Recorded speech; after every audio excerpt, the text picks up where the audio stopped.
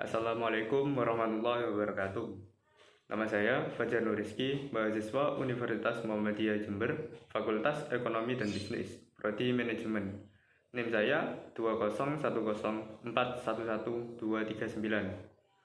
Di video ini saya akan menjelaskan tentang tema yaitu syirik dan bahayanya bagi manusia. Yang pertama, apa arti syirik dan bagaimana bahayanya bagi manusia? Nah, secara etimologis, syirik itu berasal dari kata syaraka, fi'il madhi, kalau di dalam ilmu syarah. Syaraka itu fi'il madhinya yang pertama, yasyriku, yang kedua, yasyraku, yang ketiga, syirkun. Nah, syirkun sendiri memiliki arti yaitu bersekutu. Maksudnya bersekutu itu berbilang atau lebih dari satu. Sedangkan kalau satu itu tauhid atau ahad. Nah, kalau lebih dari satu itu namanya syirik. Kalau secara terminologis, syirik itu mentuhankan lebih dari satu Tuhan. Jika satu Tuhan, bahasa akademiknya yaitu monoteisme, yang artinya mono itu satu, ta itu Tuhan, dan isme itu paham. Jadi monoteisme itu paham bahwa Tuhan itu satu atau mengesahkan Tuhan dan menyembah Tuhan hanya satu. Nah, sedangkan syirik itu politeisme. Poli itu banyak, ta itu Tuhan, dan isme itu paham. Jadi paham bahwa Tuhan itu banyak.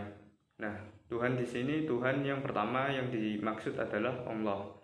Tetapi ia bertuhankan yang lain dan ini disebut dengan syirik. Lalu apa bentuk-bentuk syirik itu? Intinya atau core-nya itu mempunyai Tuhan selain Allah dan menyembah juga selain Allah. Lalu untuk bentuk-bentuknya, syirik seperti pergi ke dukun untuk mempercayai perkataan dari dukun dan juga meminta-minta ke pohon-pohon yang besar dan juga ke tempat pemakaman.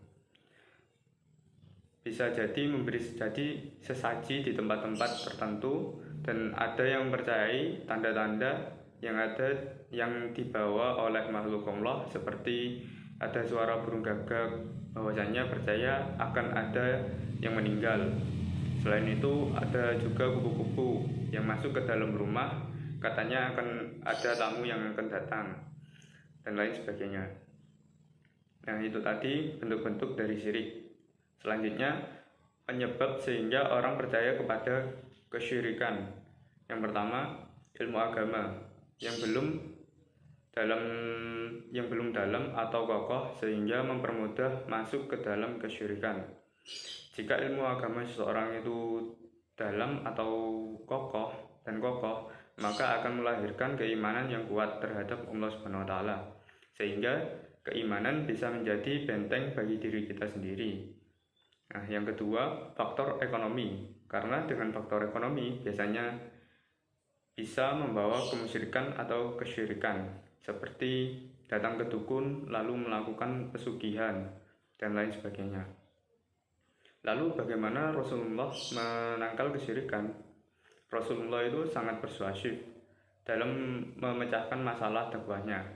Persuasif itu pendekatan melalui diskusi dari penjelasan yang rasional, sehingga umat muslim dapat memahami dan mengerti apa yang dimaksud di dalamnya. Lalu solusi dari referensi di mana kita di masa kini. Solusinya kita harus mengerti inti dari masalahnya. Seumpama, karena kendala faktor ekonomi bisa menjerumuskan ke dalam kesyirikan, seperti pesugihan tadi. Nah, jadi kita harus melihat inti dari masalahnya dan mencari solusi. Kalau kendalanya seperti faktor ekonomi, maka solusinya menggalangkan dana lalu memberikan kepada yang membutuhkan. Itu saja penjelasan tentang syirik dan bahayanya bagi manusia. Cukup sekian dari saya. Jika ada salah kata, mohon dimaafkan. Sekian, wassalamualaikum warahmatullahi wabarakatuh.